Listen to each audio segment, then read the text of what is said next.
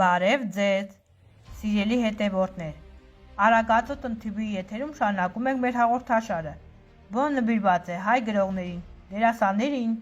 երգիչներին, հետաքրքիր նյութեր աշխարհի մասին։ Այսօրվա թողարկման ընթացքում կպատմեմ Գուելի զբոսայգու մասին։ Գուելի զբոսայգին ստեղծվել է կատալոնացի արդյունաբերող Էուսիպի Գուելի նախաձեռնությամբ։ Նախագիծը վստահվել է մոդեռնիստական ճարտարապետության մեծ վարպետ Անտոնիո Գաուդիին։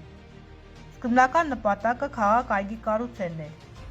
62 առանձնատների նախագծով, սակայն տարածքի հեռավորության պատճառով վաճառքները չկարացան։ Չնայած դրան Գաուդին կարողացավ ստեղծել հեքիաթային աշխարհ։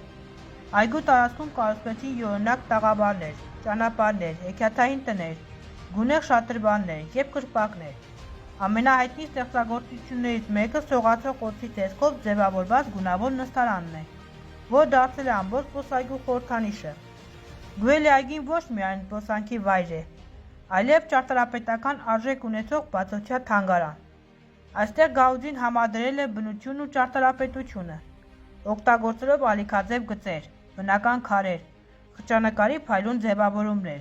և մոդեռնիստական ձեռագիր։ 1984 թվականին Գուելի զբոսայգին ընդգրկվեց ՅՈՒՆԵՍԿՕ-ի համաշխարհային ժառանգության ցանկում, դառնալով Բարսելոնայի մշակութային այցեքարտերից մեկը։